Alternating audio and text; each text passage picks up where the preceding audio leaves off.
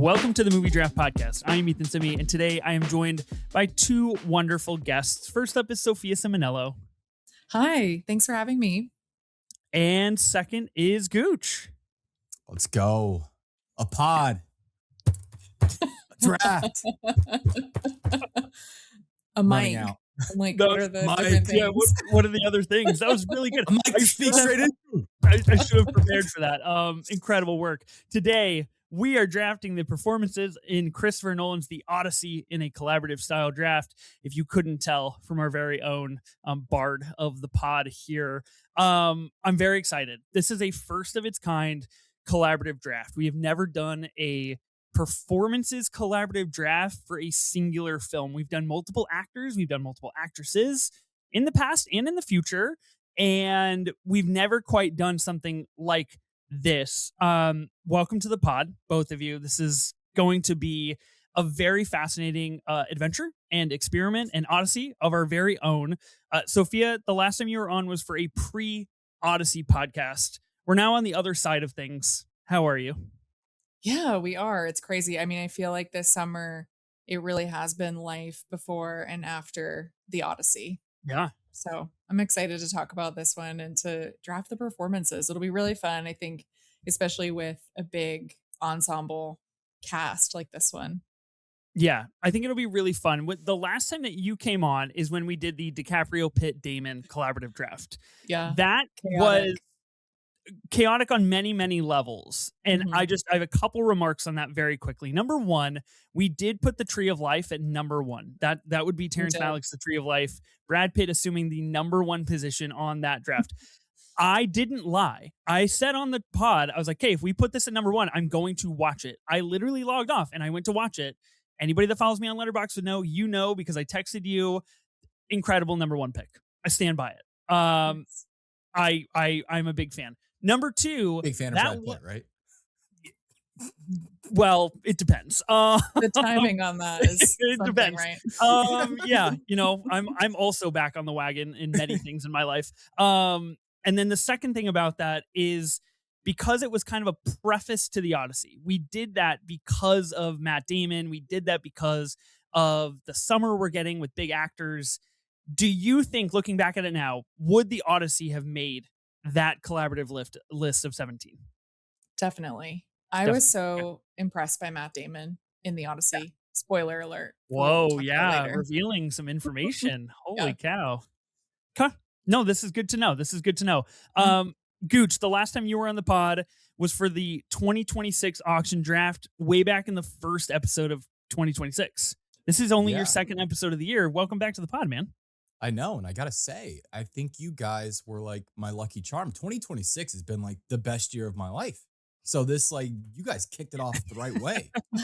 Wow, I feel so good about that. I mean, I got to talk to Damon like 2 weeks after that draft. Oh, wow, that's incredible. Amazing. For the rip. You love to see it. The rip represents pod after pod. It does. I love to see that.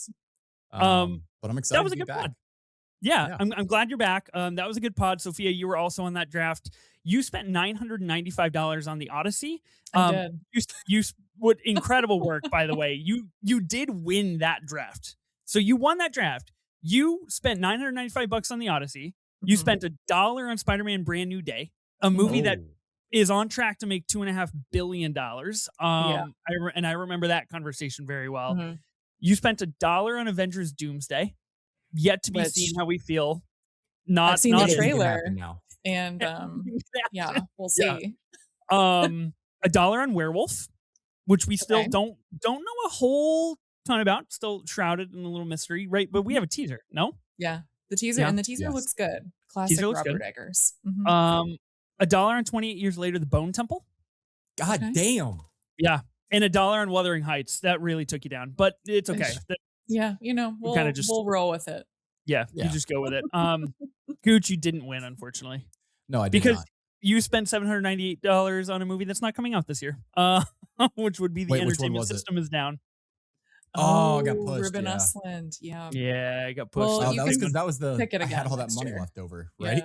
Yeah, you did. You had a lot of Yeah. money left over. So, yeah, we'll have to see how the 2027 auction draft goes come 2027. But we are here to talk about a movie from 2026 being The Odyssey. I will just make a quick programming note before we get into this collaborative draft. So, this was originally planned to be a 5-person collaborative draft, something very unusual and something that we have never done in general before on this podcast. I then received message from Ben via ship, boat, God, however he sent it, that he couldn't join us because his dog had a vet appointment. Valid. We love Taco. We support Ben's dog, Taco, a lovely dog. I'm sure it's totally a normal thing that's happening in his life. I'm sure a very valid excuse. Then it was going to be us 3 plus Jonathan Fuji. I put in the work to get Jonathan Fuji on a collaborative draft, not an auction draft. The people have been clamoring for his presence on other pods. This was going to be it. And he has made a great point to want to be on other editions of the podcast as well. Lo and behold, what message did I receive from Jonathan this morning? A dog-related fiasco has occurred in his life. Now, on theme for the Odyssey. I was about to say. Exactly my point with this story. Yeah. I send all the love and vibes and everything to both dogs. I find it a little suspect that Jonathan pulled out of this draft, and so did Ben with dog-related incidents. You know? You never know. I don't know. Think about that little dog. Those little dogs could be wagging their tails one last time right now. I hope not. Yeah. Hope they're not lying on a dung heap because of his tenuous. On the pile of crap outside of their house. Oh, God. Yeah. Wow. Argus. Will Argus make the list? We'll see. I don't know how this is going to go. I just quickly, because we haven't really discussed the Odyssey technically. Gooch, what's your 30 seconds on the Odyssey? I know we've been talking about this movie on socials, and you've been talking about it on your show, and we've all been talking about it for like 3-4 weeks now, but since we're here. I mean, just fucking incredible. And blew me away the first time I saw it, blew me away the second time I saw it, and really haven't stopped thinking about it. I'm going back to see it again next week, and then again in September. Oh, incredible. I just want to, it's one of those movies where you just know you have to see it as many times as possible while you have the chance on the big screen. And I know I'm going to love it at home too, but there's some movies just demand it. And this is one of them. I really hope this comes back yearly, every 5 years, every 3 years, whatever I can get, I'm taking it. Yeah, totally agree with you. Sophia, where are you at on the Odyssey? What's your quick review here? Yeah, this sounds so nerdy and annoying, but I have to because it's Christopher Nolan. I've seen it in 3 formats, and I feel like now I'm format queen. I need to just check them off. But it was one of those things where I read the Odyssey, growing up, and then read it again before seeing the movie. And when I first saw the movie, it took me a little bit to kind of wrap my head around it because I figured that, Christopher Nolan is just interested in really different parts of the story than I am. And that's not necessarily a bad thing at all. In fact, I've been thinking so much about this movie since it came out and how he's, thinking about it in relation to modern day, how it really connects so well with Oppenheimer. And I love that film too, and talking about that movie. But I don't know, it feels like he's talked about this a bit. He's tried to make the Odyssey for so long in so many different ways. And to just see what he was able to do with it is so exciting that every time I've gone back to it, I have found something new in it to really love and appreciate. So yeah, I'm excited to see it again also. Yeah. It's crazy for a 3-hour movie to just be okay, I'm going to go for round 4. Totally. Yeah, I agree with everything you guys said. I saw it on 2 different formats. Ben and I, of course, we flew to LA to see it on IMAX 70 millimeter. Had an incredible time. Went to Universal City Walk, saw it at the Chinese Theater, hit up the New Bev while we were there, hit up a rooftop screening of La La Land. It was a great cinema lovers trip, but it was obviously built around the Odyssey. And so since then, I've seen it twice back home. So I've seen it 4 times. And I even got my dad and his wife, who generally don't go to movies. They were just in town for the night. They had no plans until the next day. And I got him to come to a 9:45 p.m. screening on 70 millimeter. This movie's 3 hours long. and he was electrified. Like we walked out and he was like, I am vibrating right now. And I was like, Mhm. cool. Like I get, like that's the Odyssey, which is pretty sick. So yeah, I'm with you guys. I think, like you said, Gooch, it's one of those movies where you're like, okay, when the final day that this is in theaters is like, you know, you're gonna be like, damn, I should have just seen it for a seventh time. Like I should have just seen it again, right? Because that is truly an experience. I think it's a really, really sad movie too. The more I watch it, the more that I think it is deeply, deeply Yeah. sad. Oh yeah. And I am curious what that will mean for our draft here, for our collaborative ranking of the performances. And you know, I think this has obviously been a very big topic on not only social media, but also like written criticism and everything going around about the film. The performances, particularly maybe who was cast and who was not cast. And I remember when we talked about the Odyssey, we initially, before we had seen it or knew anything about it, we were like, Damon? Really? Like, is that Mhm. the right guy for this movie? And you know, we're gonna have that conversation. And you know, I think there's a lot of differing viewpoints on some of the performances. So I'm excited to get into it. This list is gonna be 13 people long. Is it important that we do our own work here, or are we representing cinema culture? Are we representing podcasters? Like, what are we trying to do here? We are gonna have the definitive list, but we're not representing other people. Yeah. No, especially not Okay. cinema culture. Absolutely not. Those Right. people are the worst. Yeah. Come on. Hate those people. God. There are also Okay. so many lists out there of Odyssey performances. And Mhm. I think, some of them are bait, others, feel true to the people who are ranking them. So I think we should just do our own thing. Okay. So Exactly. Yeah. all bait We'll see. is what I'm hearing. Yeah, we should Well, go I think 13 bait spots. that's what you might do, but we'll see. Mhm. If you know, it's a bummer because if Ben were here, I know that in the top 3 he would have a hard bait pick, and I just wish we could see that. I was scared for him to be here because every time I'm on a collaborative draft with him, there is some sort of surprise that just Yeah, knocks me over. So yeah. yeah. He tries to like play a very like playful, transparent game, and then you get to the top 3, and he's just like, "You didn't see that one coming, did you?" So I'm glad that he's not here for that. We will make our own list. We will do what you said, Gooch. We're gonna make a definitive list here. So it is a collaborative draft. So whatever we do end up doing, or whatever strategy you end up following, whatever the case, we will walk away with one list of 13 spots, and this will be titled the Odyssey Performances Collaborative Draft. Now, with that, we've had a couple discussions offline in our text group. I am open. I'm coming with an open heart and an open mind. Performance? Question mark. What does that mean to you? You know, that could really mean anything you want. I've got some things on my short list that are maybe unconventional. And so I am curious to see how weird we get, how delusional things could be, or how like straight down the middle we could be. You know, like where's Travis Scott going to go? Who's to say? We'll find out. Yeah. That's what we're going to be doing. A special shout out to Screen Drafts, of course, for coming up with the idea of a collaborative draft. Incredible podcast, great people. Thank you for your work. Are you guys ready to spin for spots and commence the Odyssey Performances Collaborative Draft? Let's do it. Let's do it. Okay. It's lit. Like I said, our in-house bard really doing the work. All right. Now remember, if you get chosen first, you get to choose what spot you want to draft. So it looks like Gooch is going to get to choose what drafting spot he wants. So you don't have to choose right now. I'm going to go over the rules here in just a second. Okay. I'm going to be choosing second. And Sophia, you're going to get the scraps. That's fine. Okay. Get this beggar out of here. Okay. So we've got a 16 spot, or we've got 13 spots. We've got 3 people. Drafter A is going to be getting spots 1, 5, 7, and 10. They're going to get 2 vetoes. Drafter B is going to be getting spots 2, 4, 8, and 11. They're going to be getting 1 single veto.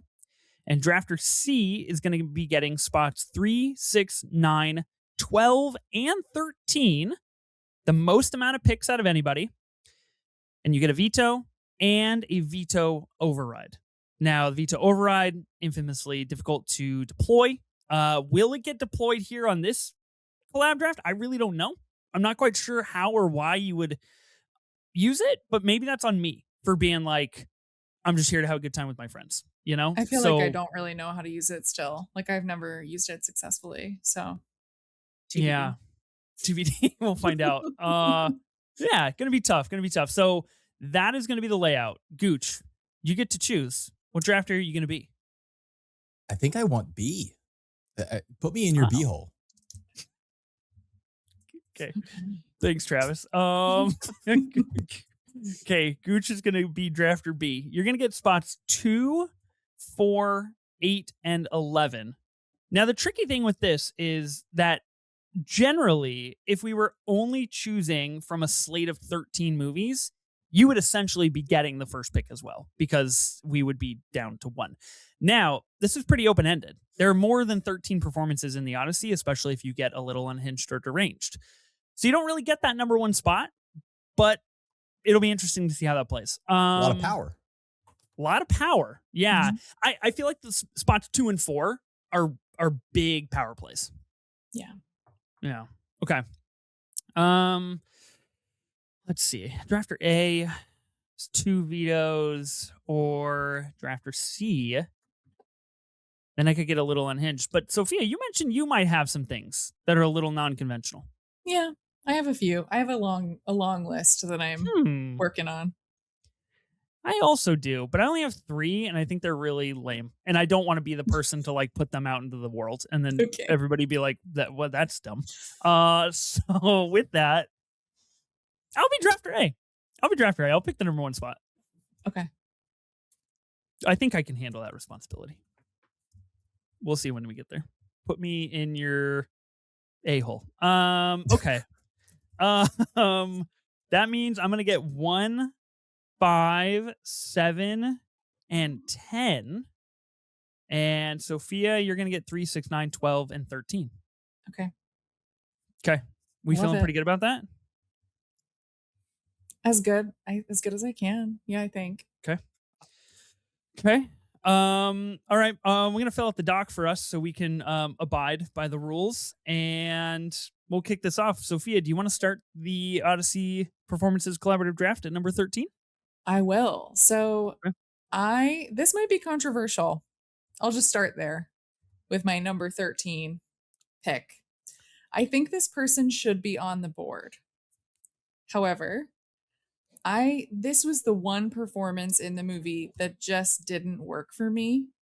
And it actually made me have a difficult time locking in to the film at first. I've since come, I think, to warm up to it a little bit, but I still just think he's a bit out of his league here. So at 13, I'm going with Tom Holland. Who plays that's not gonna happen. That's crazy. I knew we would get into this right away. I knew we would get into this. I think Tom Holland works very well in this movie. Okay. I guess that's like my zag on this movie. I'm like one of the very few people that's like, Tom Holland, pretty good. I think he's serviceable. You know what I mean? I think like he's a 240 hitter. Like he's right at the Mendoza line. Like he does what he needs to do. Mm-hmm. But I think there's this like a little bit of an aw shucks, this is my dad like energy it's Mr. Stark. Yeah. That's how it feels to me. Like it doesn't feel like he's really reaching. And I feel like one of the problems I have with this performance is that when I was reading the Odyssey, I actually had the opposite reaction that I did for Matt Damon playing Odysseus, which is that when I was reading about Telemachus, I thought, oh, Tom Holland's going to be great. Like he's actually a really good fit for this part. I think he can do a great job. But when I was watching him, there was just nothing really compelling there. And he just gets eaten up when he's opposite Anne Hathaway, especially, I think. So I'm proposing him at 13. But I kind of expect a veto from you. Would you not say, though, him being eaten up by like Hathaway, Pattinson, and pretty much everyone he acts again is kind of like the character? A bit, yes. Yeah. But I think for example, like I feel like, you know, you could have the conversation about like Chalamet in Dune, and at the beginning Mhm. of that film, Hmm. he feels like, yes, he's a chosen one character, but I still feel like an emotional weight from him. And Okay. I don't think I don't think Holland sells the reunion. And I think that's really critical. Interesting. Yeah. Okay. So this is a veto bait, is what this is, because you already knew my opinion on Holland. I did. Okay, I do have a question though, because I'm open to it. Like I said, Okay. I came with an open heart Yeah. and an open mind. I'm not going to get really stuck in on this because Mhm. I can understand where you're coming from. He is Mhm. a very like kind of a bashful young guy, and I hear the arguments about like it's very like Mr. Stark kind of Spidey energy or Peter Mhm. energy. Maybe part of me just like wants him to get one outside of the MCU. You know what I mean? Like I'm just like, man, Yeah. you've been down bad outside of Spider-Man, my guy. And like maybe this is your one that like gets you going on the other side. I like him in certain moments because I do think that very coyish quality is kind of enunciates Damon more as being much more like he is Odysseus. Like he is the guy. He's the king. He's the leader. He Mhm. is going out. Telemachus could never do those things. And I actually think that adds a depth to Damon's performance. Since you don't really vibe with Holland, if you could recast him, who would you have? Because you just brought up Chalamet. Mhm. Who would you have play Telemachus? Yeah, it's you know, to it's hard to pick someone I think who would really really work in this part. Ryan McQuaid, who I write with at Awards Watch, he suggested Noah Jupe, and I thought that was a really interesting Oh, casting possibility. I think a better actor as well. I think you could have also found an unknown. I don't know. I don't think like hmm, I think there's so many movie stars in this. You could have, I don't know, reached outside of the box a little bit. okay. Hmm. Who would you have cast, Gooch? Do you have anybody I else mean, off the top? the easy answer is like Chalamet, who just like unfortunately Holland, I think, is always just gonna have like Comped. he's gonna be Yeah. looming in that shadow. At least in like Mhm. the acting fields, like the critical Yeah. eyes and purveyors will always be like, well, Chalamet Mhm. probably could have done a better job at this. Which isn't fair Yeah. to him. I don't know. Right. Harris Dickinson, which isn't like the obvious choice, but I'm thinking in my head, I'm like, Anne Hathaway's really tall. He's got that blonde hair and blue eyes. He could Oh, look like interesting. Matt Damon's son. And I'd like to see him just up against Robert Pattinson, like those two tall, lanky freaks just standing, Mm, looking at each other straight in the eyes. Pattinson saying, that's "Do you need a fun. daddy?" It'd be Yeah. fun. It'd be That fun would have for been me good. at least. That would have been good. Hmm. Okay. Um, Tom Holland at 13. That's The okay. other thing is, I think he should be on the board, but I don't want us to be in a scenario where he could be like really high on the board because I just don't think that's I had right. him higher, but not much higher at all. Okay.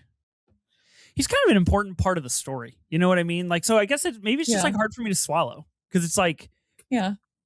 kind of hinges on like Odysseus coming back to be like my son, my boy. You know? Mhm. Hmm. But does his reunion with Odysseus, or does Odysseus's reunion with Telemachus hit as hard as his reunion with Argus or That's what I'm Penelope saying. Like or it doesn't Menelaus, or like it is Yeah. in terms Maybe the of the weakest out of the bunch. reunion moments, his I don't know if is They- like they- even top three. Like Yeah, I think that's fair. I think that moment in the movie, and obviously we're deeply spoiling the Odyssey because this whole pod is about the Odyssey. come on. That moment in particular, I think the reunion between Odysseus and Telemachus, like it works for me just solely based on the narrative buildup. But there is something there to be said, even though I think Holland is better than you guys are giving him credit for. I think there is something to be said about like he he maybe does like the wrong thing in that scene. I don't think he's like has the matching energy to Damon. I think it is very much like going through Holland and not like circulating between them. Mhm. Um yeah, it's a bummer. Okay, but here's the thing. I'll say okay. I'll Okay. leave it be because real dick move, Sophia. But it's okay. I hear Fine. you. He's fine. He's about to make fucking $4 billion at the box Right. office. And honestly, like So, he's better in Spider-Man. I know we want him I out know. of the MCU It's not going to happen soon. machine, but Yeah. he's pretty good as Peter Parker. He's He tailor just made for is. it. Yeah. Yeah. Yeah. Do you think there's any portion? I think it's interesting that you're like, oh, we could have gone with an unknown or something, because my brain immediately is like, I wonder casting wise if we don't think he was the perfect person for this role. I wonder if Mhm. there is some portion that's like it's kind of a big deal, like Yeah. culture wise, stardom wise. He's going to get a younger crowd to come see him who maybe have aged out of Damon and aged out of other actors. I don't Yeah, know. Just but thinking box office. I know we're on like this pick for a while, but it's kind of like what I said on the Damon Pitt DiCaprio draft, which is that like I think Christopher Nolan is the movie star of the Odyssey. Like he's what sold a lot of those tickets. Yeah. So, and I feel like for younger audiences too, like people really love him and his movies. Just, I mean, he almost made $1 billion on a 3-hour historical biopic. So Right. it's one of those things where I think like even if like he went the PTA one battle route of casting an unknown like Chase Infinity, Yeah. I think that can really work. That's such a fucking dig at the end, though, to be like Chase Infinity, because you damn well know that's a star of a generation, I and know. anybody comped against Infinity in a role like that, it's just gonna flail in comparison. Well, Okay, well, you guys have turned the tides really, because now I'm like out on Holland a little bit. Okay, great. my powers of persuasion. Wow. Okay, so Tom Holland as Telemachus is going at number 13. Let it be known I don't publicly stand by this. I would put him a bit higher on this list. Okay. Okay. All right. On to 12. So I have Good another job. pick. We've done one pick, guys. Wow. Here we Congrats. go. Here we go. We're moving I'm quick. gonna do a fun one next and just see how you guys feel. Above Tom Holland, of course. Right. That Above makes Tom sense. Holland. Right. I'm gonna pick Bill Irwin, who plays the Cyclops. Yeah. Yeah. I like it. I think I that love this it. is just like it's just a cool pick and performance. And this is one of those things where like when I learned that this was not, CG in the way that you would expect, maybe not if it was made by another director, what it could look like. And the fact that Irwin has, worked with Nolan before in Interstellar, and then coming onto the Odyssey, like this sequence with the Cyclops is, I think, it's one of the moments that people are really talking about from the film. Yep. It's almost a silent performance, really. It's so much of it is just his movements and how he is capturing the essence really of this monster. So that's my fun pick at 12. I love this pick. I had him Thank on my list you. too, like right in this area. Bill Irwin, my guy. I think his performance, brought up Interstellar, like that is a legitimately great performance he turns Yeah. in as TARS. Uh-huh. Like that relationship, because we have this year now with Project Hail Mary, and obviously people Yeah. love Rocky and been talking about his name is escaping. James Ortiz, I think, is the puppeteer for Rocky. And talking about getting him some love. And, that was the same situation then. I mean, just these performances, they can really make or break the movie. And like you said, this is the moment that all my friends talk about. Like people who see one movie a year, they're talking Yeah. about that Cyclops. Yeah. Yeah. Totally agree. No, I think this is a really fun pick. I like this. He was on my short list for sure. Yeah. Better than me picking Argus, the dog, right above Tom Holland. Yeah, that would have been a little bit personal. Yeah, no, I think this is great. I think, you're right. Nolan has sold a lot of these tickets, but I think like Nolan has done a good job of incorporating like Hoyta and a lot of this stuff and incorporating Bill Irwin and like their processes, right? And like really peeling back so people can see.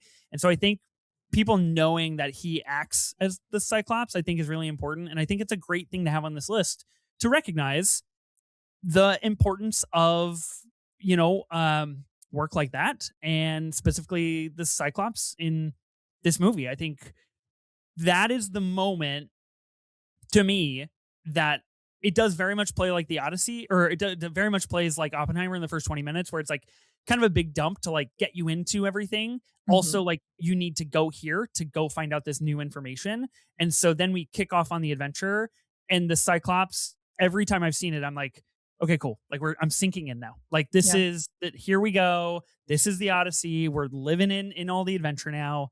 I think really cool. Just shout out Lulu Who, his character in How the Grinch Stole Christmas. Classic. She's putting in the work on all fronts. There you go. He's also in a pod favorite, Rachel Getting Married.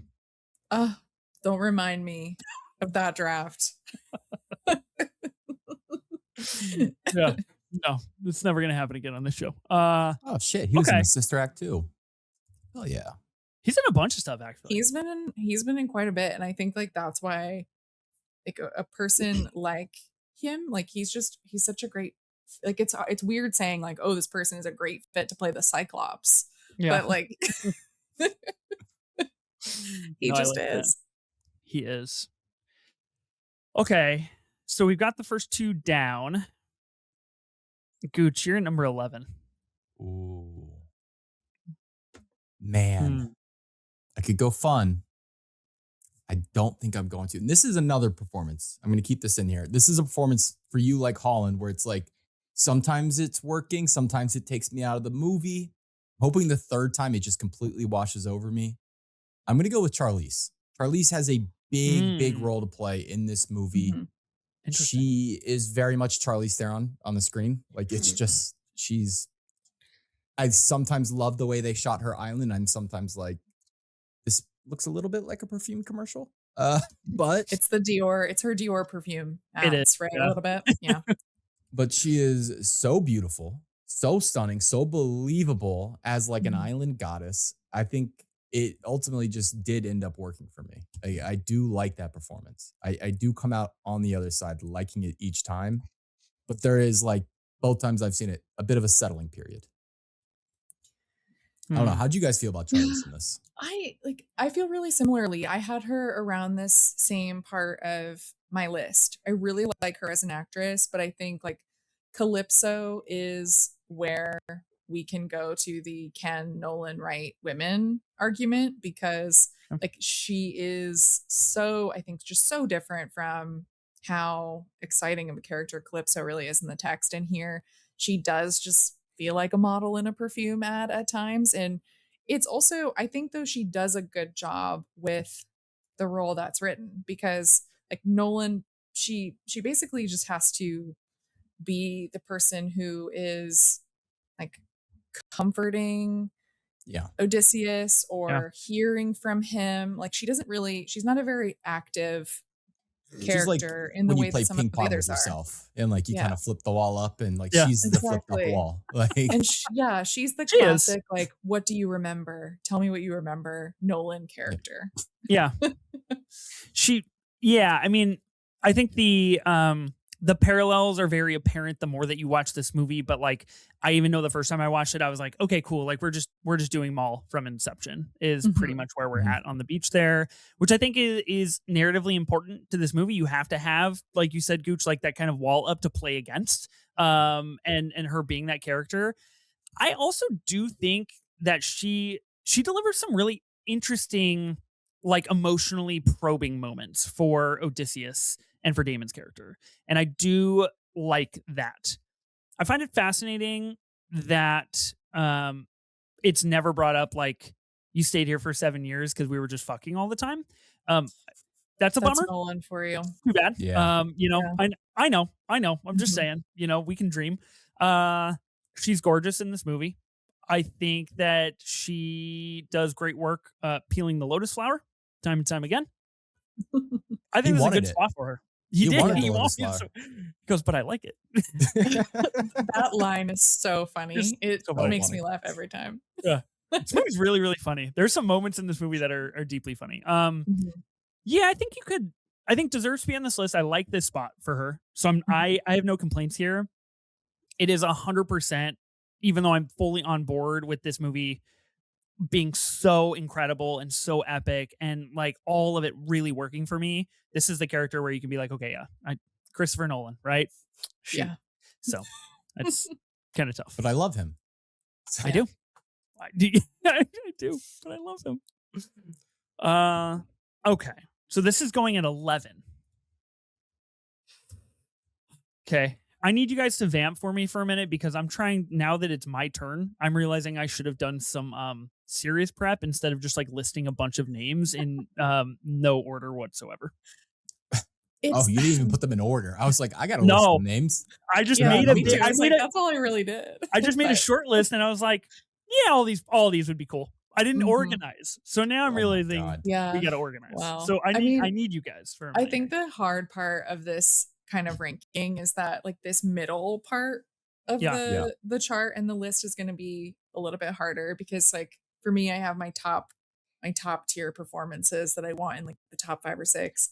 And then it gets a little it's like who do we want to pick? There's some people I really really like. I think there's still Yeah. some really cool options. But then the higher we go up, it's like how Can you weird are we justify? going to want to get? Yeah. Like, can you can't justify totally putting someone justify who it. had like 3 lines and yeah. Yeah. I'm in the same. Yeah. I'm in the same boat. There's a few people that like legitimately don't. I think have like 2 lines that I love Yeah. the performances. Me too. Yeah. I don't want to say it because maybe Ethan drafts them here, but there is Well, one that's- person I heavily consider who I think has 1 line in the whole movie. That There's is the one. trouble. And Uh-huh. Gooch, you kind of prefaced this going into your pick at number 11, where you were like, I kind of want to go fun, but also maybe not. Like this happens every collaborative draft. And we know this, where it's like 13 through 9, you're like, cool, let's like have a little bit of fun with it. And then you get to 9 and you're like, oh, fuck, like we only have 8 more spots. Yeah. And it like flips on a switch and it gets a little difficult to figure out where to ride that line. Too many So, good okay. performances in this movie. It's annoying. Yeah. Yeah, true. That's I mean, it's kind of why we that's wanted why to do I this. didn't go see the Odyssey. Too many. That was your trouble with the casting, really. Yeah, You know? I was like, Yeah. too many good actors. Get them out. All right. Charlize Theron as Calypso going at number 11. Now, with that pick, I will say we had initially scheduled to do a Charlize Theron, Lupita Nyong'o, and Mia Goth collaborative draft. We were like, cool. These are going to be the 3 kind of smaller, unsung roles. Important to highlight female actresses in a Christopher Nolan movie. And then honestly, they just have such a weird sporadic filmography between the 3 of them that it just wasn't going to happen. So that's why we're just talking about the Odyssey instead. Okay, number 10. I want to get a little fun and I want to kind of test you guys a little bit and see how you feel. Okay. So I'm going to get a name before we Oh, before God, we move forward here. I hope this is who I want it to be. I'm thinking outside the box. And again, this could be a bad idea because it just came to me, Okay. but we're going to figure it out. I got it. Wow. There's a lot of people made this movie, guys. I'm like scrolling IMDb for ages. Oh God. I'll just Google it. Who do you want it to be, Sophia? I'm not going to tell you because it'll ruin the suspense. Okay. It's like when you drafted John David Washington in the Nepo Baby draft. It's just worth it to make you say it. John David Washington heads are so up right now. Did you see that? Got cast in a movie. Fucking finally. Incredible work. Wow. Great. How do you do it? Okay. That was unnecessary, honestly. I can't say that I think he can't act. What? Okay. How would you guys feel about putting the location scouting department as a whole performance for the Odyssey here? Because I had It's a thought, can of worms. let me tell you for a second. Can we pick can I pick Goranson? Like, how does, I said we're opening it I to said crew. I said get freaky. That's a performance. This isn't changes it? everything, Ethan. This I- changes everything. This is why I told you guys get a little weird. I said it in the text. You said, do you want to do a draft of Odyssey performances? That's a performance. They performed their job just because they weren't on screen. You know? Oh my God. I'm drafting Homer. There you Okay. go. There we go. Yeah. Okay, if you're gonna pull that shit, then I guess I will backtrack. I put Greece on my short list. What do we feel like is the best way to recognize the physical locations? That's This what I is wanted like to do. this is Bill Simmons level.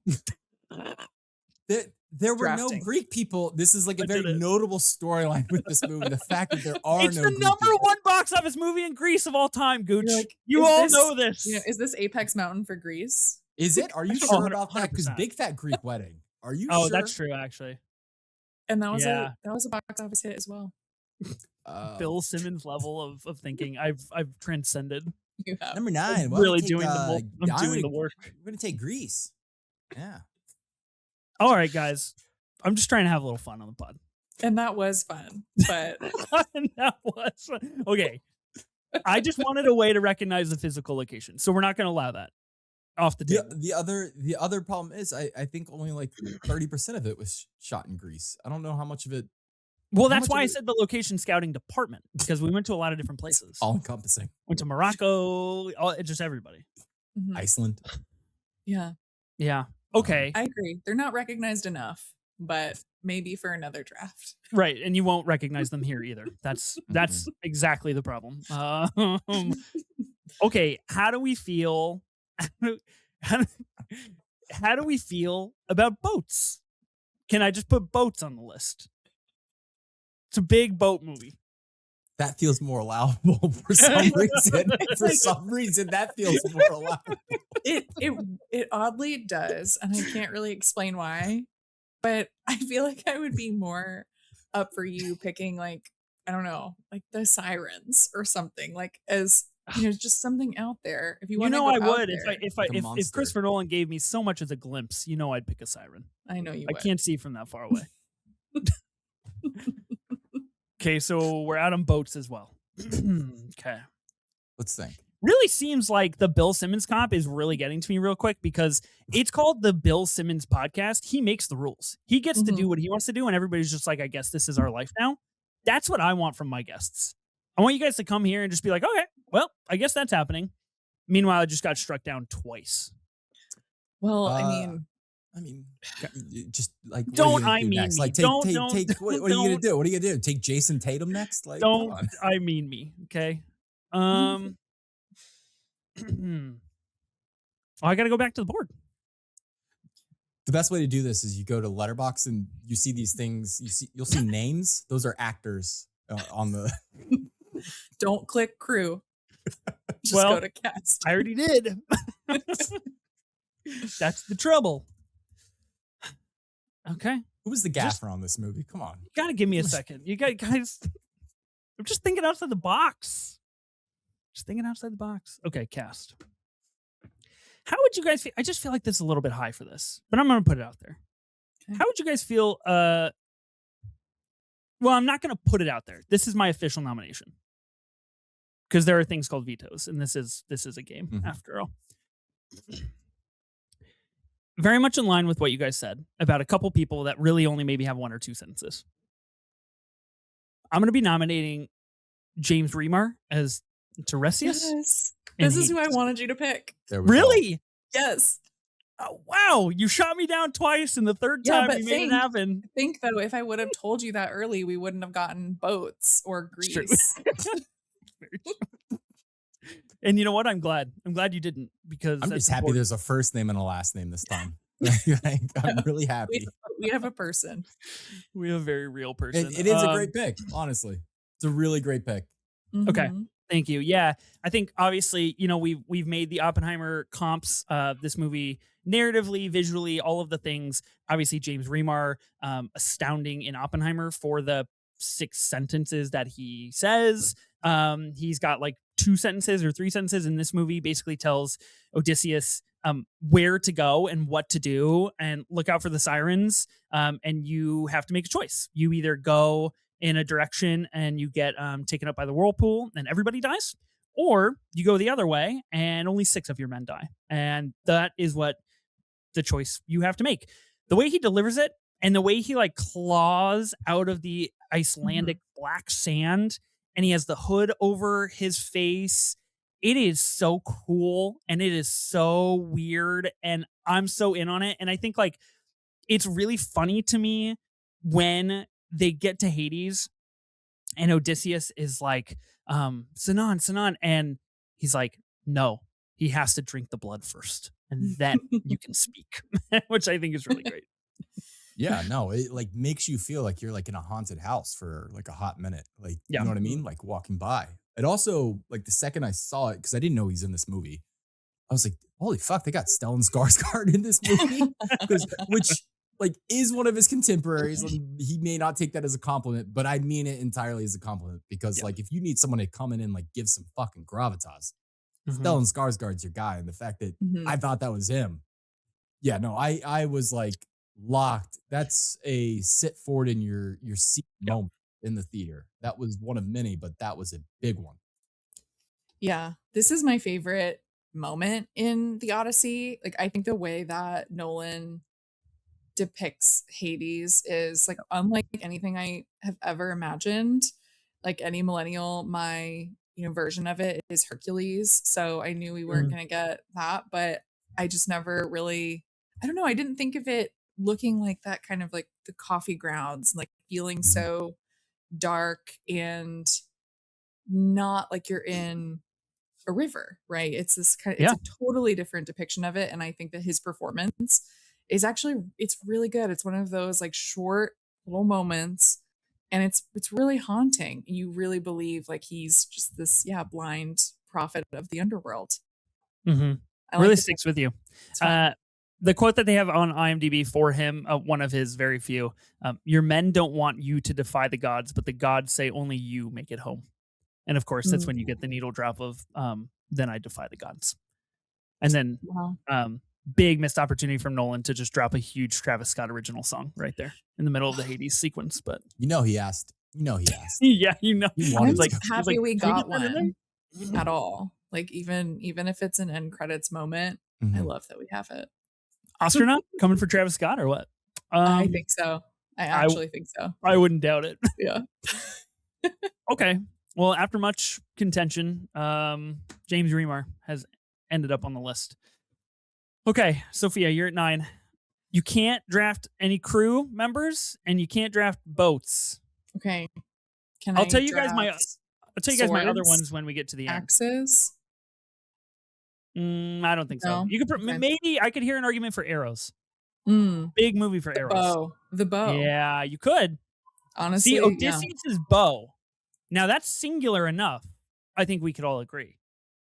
It is. Just putting that out there. We could, but I think I'm gonna get a little I'm gonna stick with an actress here. And I'm gonna draft Lupita Nyong'o. I think this is a great performance. I think she belongs on the board. I wasn't sure how high to put her, but I feel like 9 is about right. She has a dual role here, which I think is really cool, playing Helen of Troy and Clytemnestra, twins here. And I think what's really cool about her performance, obviously, she's such a gifted actress and just so talented throughout her filmography. But I think that there is like a deep sadness and a pain to this character that really like hammers home Nolan's point here about what war and conflict can do to people. And I think that she, especially, in her scenes as Helen, I'm thinking about the moment when, they welcome Telemachus and she's there with Menelaus, like she's carrying a lot. Like there's a physical wound, which is a choice, but then also I think really feel her emotional baggage and wounds that she's carrying. And it's a really internal, I think, tricky performance. So I'm gonna go with Lupita Nyong'o. I had her right in this range too, and I agree. Like Okay. she's hidden behind John Bernthal for that scene, where he's talking to Telemachus, and it's not like Yeah. she's weeping in the background. She's not being all like Mhm. not shoulders slouched or anything like that, but you can really sense it. You can Yeah. feel it without Yeah. even seeing the other side of her face. Before you even see the other side of your face, you're like, damn, this woman's in a tough spot. Like she is not in a good situation. You can feel that immediately. Mhm. And Mhm. I do agree with you. I think she's so good. She's so good. Yeah. It's just a matter of when, not if. She gets that hardware. Yeah, I agree. I think a really understated performance and role, of course, because she's only in it for essentially two important scenes. Uh, having seen it multiple times, and all of us having seen it multiple times, her scream still scares the fuck out of me. Yeah, I was Every about to single time say. that I see it, Yeah. her screaming when she kills Agamemnon is still so piercing, and it like actually makes me scared. And I think that's impressive. I think that's really pretty cool for her to be able to do that. I do think her kind of softness, and especially her kind of whispering to Telemachus, to Telemachus, and basically being like, tell her I'm sorry for all of these Mhm. things that I have caused, Yeah. against John Bernthal's very Bernthalness is a great kind of dichotomy of energies that I think is really fascinating. Mhm. Um, I like her in the 9 spot. I like her here. Cool. Okay. Easy. Love it. Okay, that unnecessary. Just because you got it on the first time, No, I'm like, doesn't mean anything. this is a very collaborative draft so Well, far. that's what I was gonna say next. So we've got 8 spots left. Nobody's used a veto because mine were technically questions. They were not official nominations. Okay. So nobody's used a veto. We've still got all abilities up in the air. Things are looking quite well. I'm worried we're gonna get to 5. Things might get a little dicey. Mhm. Is the vibe I'm picking up. Okay. We'll see. Okay. That's just personal thing. Depends what Gooch is gonna do at 8, Well, I'm gonna stay in that room. I'm gonna go with Bernthal, which is like the performance that I thought I Okay. would hate. I love him. I love him, but I was just like, this is gonna be too much for the movie. He's like in the trailers, I was like, he's just too burnt. He's coming on way too Bernthal-y. Mm. And then he still is just incredibly Bernthal-y. But something about it really fucking works for me both times. Like the delivery of, the face that launched 1,000 ships. And today, maybe 500. Like, just so good. It's so good. And That was maybe pretty I'm just a good. sucker for the Bernthal. That was a really good Bernthal really impression, by the good. way. You're Yeah. fighting CR on that one. Hey, I mean, I've just watched that trailer a million times. Or he doesn't do that in the trailer, but I love the man. I really do. Yeah. And the deliveries just do work for me. Like he's very believable as that guy. And maybe that's the casting department who deserves the recognition here, Ethan. Okay, let's just try to recognize some under the line people, every once in a while. No, fuck them. Fuck them. We give their awards at the ad break. Yeah, that's true. Yeah. This one, but it's a little, go ahead. No, I do understand people's complaints with it because it's like you have to be on the Bernthal train, like really You on do. the Bernthal gravy. You got to be train. on the wavelength for him. Yeah. You do. And sometimes like his performance is like Brooklyn Bartender to me. Like it just feels like I'm like sitting at the bar talking to someone in modern day, which is just the Bernthal thing. Like I do really like him. So it's for me, I'm just where I'm stuck. I'm like, oh, we have 8 spots and there's some. Yeah. So I'm pro. I want Bernthal on this list because I do think it's important to recognize his character and what he does in this movie. I think it really works. I think he brings a different energy. And I think it's important because he is not there. You know what I mean? Like he resides somewhere else in the world. And so the other places in the world have different ideas and energies and like they operate on different wavelengths. And I think he does a good job of capturing that. I really actually do like his moments with Tom Holland when they're shooting the birds down. And he's like, he essentially is like, nah, man, like you fucked up. You got to go back home. Like you ran away. You got to go back. And I think that's really good and funny. The caveat to this is exactly what you said, Sophia. We have 7 spots left after this. Yeah. In doing my quick vamping work, all 7 of those I have filled out. Me too. That means if one of those gets vetoed or kicked or moved or whatever, we're reaching the territory where someone or some people that are important to this movie might not make this list.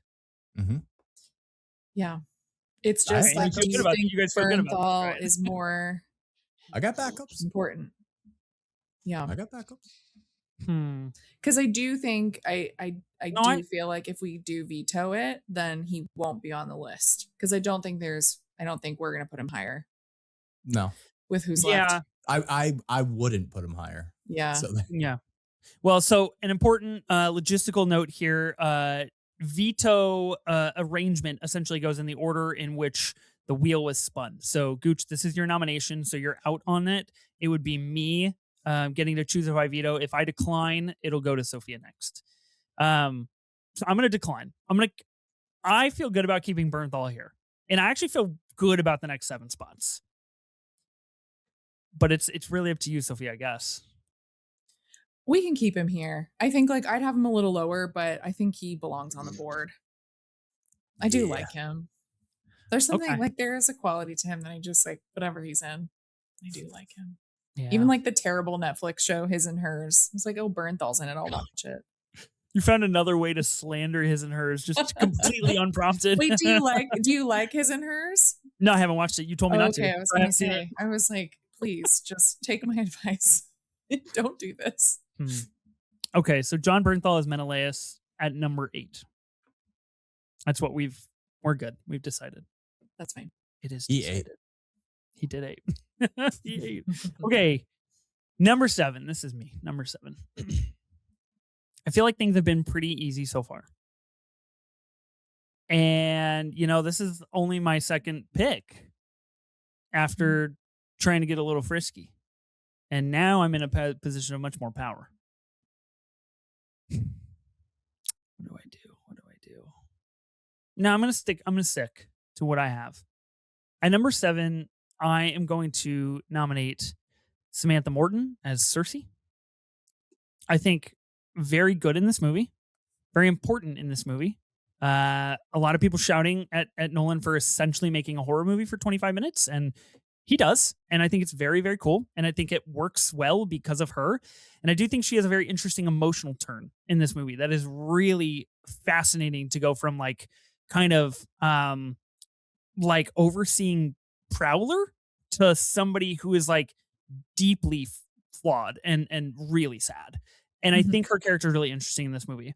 I feel like a lot of people walked away from the Odyssey maybe the first week and were like, Samantha Morton, like she is, from what I heard of like pre-screenings and all this stuff, like she is the one, she's the best, she's lights out in this movie. I guess she's really good.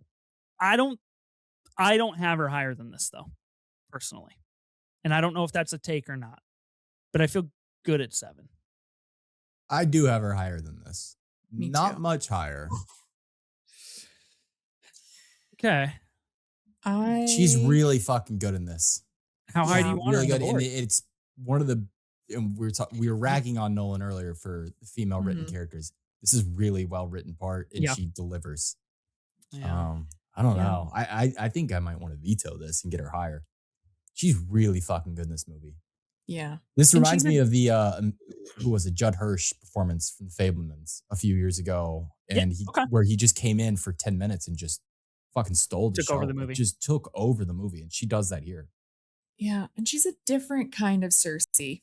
Like Cersei is such a well-known witchy woman, and I think what Samantha Morton does is she actually leans into this idea of Zeus's law and of hospitality in the movie, and how the characters are interrogating that, and how the film is thinking about that. And it's where like this is another scene where like when you see her for the first time, you're like, oh God, here we go. Like this is gonna be good. And you just lock in. And I think that she's not, I don't know, like it's a performance. It doesn't feel like it's from a Nolan movie. Like it feels different for him too. Very. Like you kind of clock that almost like the second she sits down with Odysseus, like when the men are turning back and he's got her sister in the palm of his hand and she's turning to a bird and they have that conversation. It is just so different from anything he's really ever done, especially with a female character. It's so good. Yeah. I think she delivers some really great like undercurrent themes of the movie. Obviously, she says, I didn't turn your men into anything. Look at them, they're beasts. And I just think like that delivery especially, but I think like that whole kind of unopened package of all of those things that are just like kind of brewing on the surface that the movie doesn't really dive super deep into Mhm. is really fascinating to me and is really interesting and works for the film. Okay, so you're gonna veto this, Gooch. I think I want her higher. I really do. I don't know. You trust that she's gonna end up higher, or you're willing to take the risk that she might not be on Yeah. the board? I mean, I think I she want should her be higher higher. I'm too. I'm gonna veto. Cool. I'm gonna use it. All right. Let's get No, I think funky. Have it. Use it. Yeah. We're halfway I think through. Come on. it's great. That anything I try to nominate just immediately goes straight to Hades. All right, so you've used your single veto, so you're out of vetoes. I got to go back to the board. Mm. I kind of want to do something out of spite. Should I do Okay. that? Really? Okay. Okay. All right. Yeah, this is when the good drafting happens. Okay, here we go. Draft angry. So she's higher up the board. I either have to drop someone or I make a zag. And then I really shake the 7.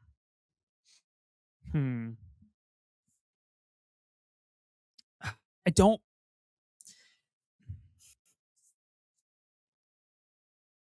I don't know. I don't know, Yeah. guys. It's I don't hard. know. There's an undersung person who's critical to the movie, I think, who's like right in on the action, who I want on the board. And I feel like this would be a good spot for that person. But also Wow. if you don't, then I can always do it at 6. Yeah, this message paid for by Sophia Ciminello. Yes. Really my trying ad. to convince me. All right, I'll just take my 6. And I don't feel good about this, Gooch. So this is on your conscience. I would Okay. rather her much higher. So maybe we veto again. Who's to say? I'm gonna put Zendaya as Athena here at number 7. I had her a bit higher on my board. I think she's incredibly pivotal to the movie, and to me, is ultimately the thing that unlocks the movie to make it as fascinating as it is. I think there's a lot of great constructive conversation around her character. Is she real? Is she a mirror for Odysseus' conscience? Was she a citizen? Was she a god in disguise? I think like there's a lot of very interesting things that Nolan tackles with this character that is not inherently new to him as a filmmaker, but is done really well in this movie. And I like her, but I just want to see what you guys say before I speak more. See where I put her. I feel like this is a good spot for her. Yeah. I was curious if she would make the board. Honestly, like I want her on the I board. saw it going either way, because it really just depends on how you view the character. Because for me, the way that Nolan wrote Athena and Zendaya's performance was actually like one of my favorite parts of my third watch. So it's like it's the one thing that's really grown on me is how she feels almost like a saint. Like there is this kind of like a saintly quality to her instead of the goddess Athena, which is I think is totally his interpretation. And it's I don't know. I think she is so beautiful as well, but she goes further. She pushes it further than Perfume ad, which is what we have with Calypso too. Yeah. I don't know. I think she's really good in this. I think the one other thing that I wanted to say is a quick tangent is that like the second or third weekend that the Odyssey was out, my wife and I went to go stay at like it's like a local place here in Oregon. It's called McMinimans, and like it's a big thing. It's all across the state, and they have like lodges and bars, and it's a whole thing. And so we went to go stay at one of like their lodges, kind of out in wine country, and went to go stay there. And that place actually had a theater. I didn't know this. They had a theater. They of course were playing the Odyssey, and I buddied up with the attendants, and I was like, can I please just like anytime I walk by, can I just like peek my head in just to like see where you guys are at in this movie? And they're like, yeah, we don't give a shit. Like, go for it. And I peeked my head in as soon as Odysseus went to his men and was like, you thought if you ate quietly that the gods wouldn't hear you. And which incredible line, incredibly funny, super great moment in the movie. B, like I ended up just staying to watch Odysseus' conversation with Athena, walking back basically putting up the mirror to Odysseus and being like, where do you think your place is in the world? Like you think you're above these men? Are you above the gods now as well? Like, where do you see your place within power? And I find that really interesting and one of like the most pivotal sequences of the whole film. Maybe that's why I feel so strongly, but I are think we cool with it's 6? Yeah.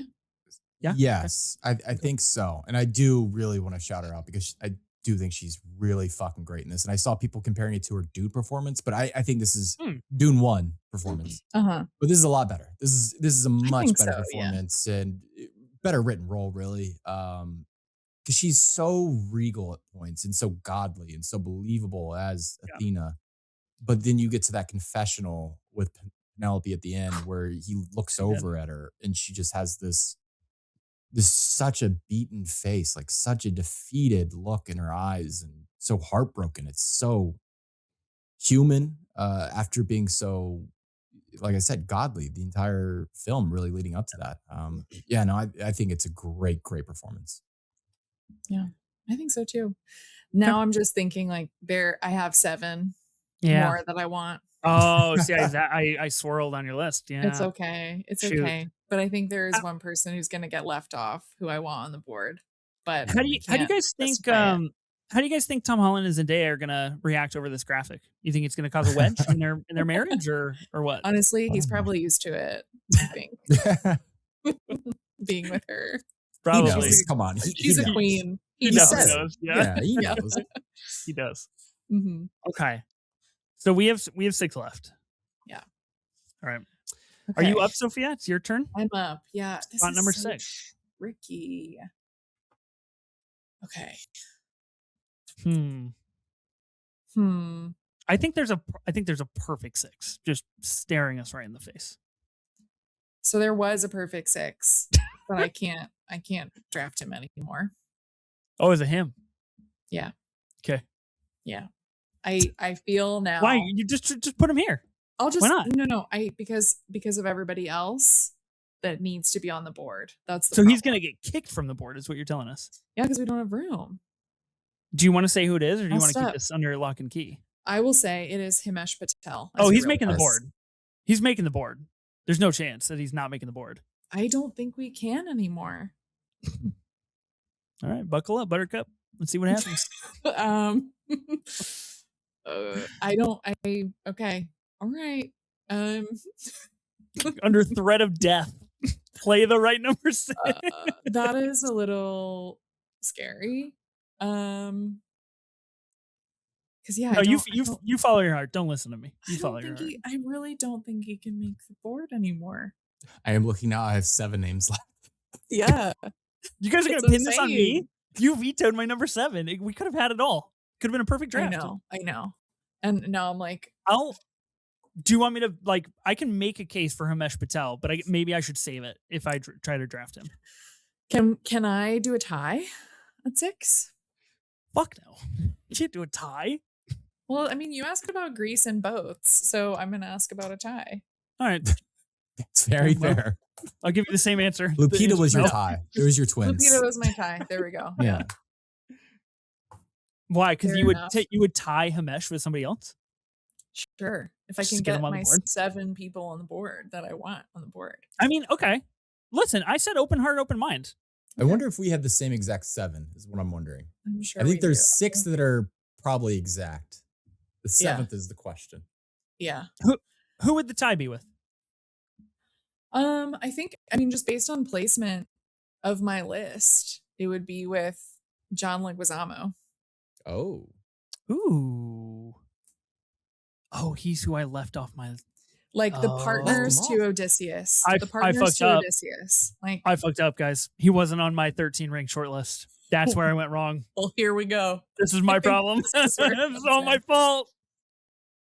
So I would propose a tie as like the right hand men of Odysseus. Like you have the man in Ithaca, his, the one who is longing for him to come back and who he trusts before he leaves for the war, and then Eurylochus, who's by his side throughout. And I want Himesh Patel to lead a Nolan movie next. So that would be my tie proposal.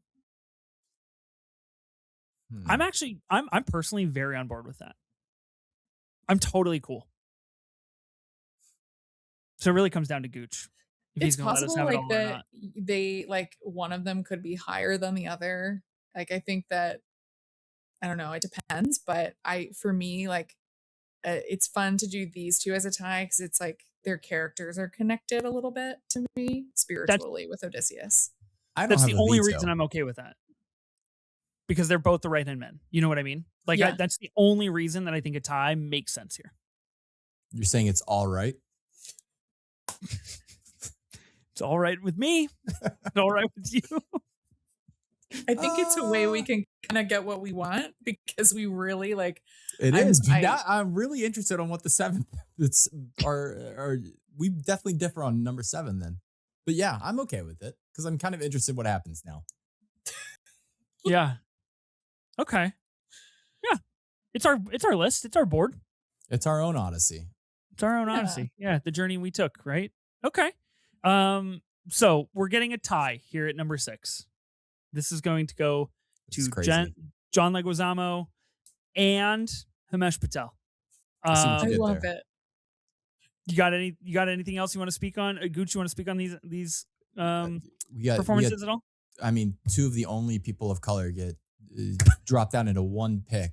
I mean, I don't know what's going on here, but I didn't Um, nominate him. okay. this is Look great. at Sophia. I didn't I nominate him. think I drafted do think- Lupita before too. Himesh is a guy I've like Mhm. long held like so Mhm. much stock in. I think he's just so fucking winning on screen every time he shows up. He's just Mhm. incredibly charming. It's so unfortunate what happened with that fucking Beatles movie. Uh, I love know. Danny Boyle. Love I Himesh live to Patel. forget Love that. everyone Yeah. involved. Love the Yeah. Beatles. Goddamn. Mhm. But I think he does like a great job as like the audience stand-in because he just has the reaction I'm having the entire time Odysseus is acting like a dickhead. And then Melanius, I think it's like John Leguizamo will have an Oscar campaign that probably will pick up steam. Like he's very fucking good in this movie. And kind of picked up the mantle from Michael Caine as like that exposition guy, like the older mentor, like the Mhm. mentor who's in this movie. But he did just step into that Michael Caine role, which is those are not easy shoes to fill, and I think he did a fantastic job. Yeah, I Mhm. think when I was talking about not really buying the reunion with Holland earlier, like this reunion, like really like makes me emotional when I'm watching the movie. Like when because he can't see and he like doesn't Mhm. know right at first that this is Odysseus and they're having this reunion after everything that he's been through and how Yeah. he's been treated by the suitors and by these men. Like you feel that between him and Damon. Like you feel this decades long relationship between Eumaeus and Odysseus. So yeah, I really love him and Himesh Patel. I was surprised his role was as big as it was because I Yeah. didn't hear a lot of talk about him beforehand, but I was like, oh, you're secretly one of the MVPs of this movie. Yeah.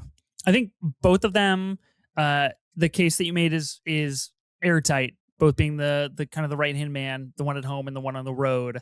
I really love Leguizamo in this movie, and in particular the sequence, like you just mentioned, when Odysseus does come back and he doesn't know that it's him.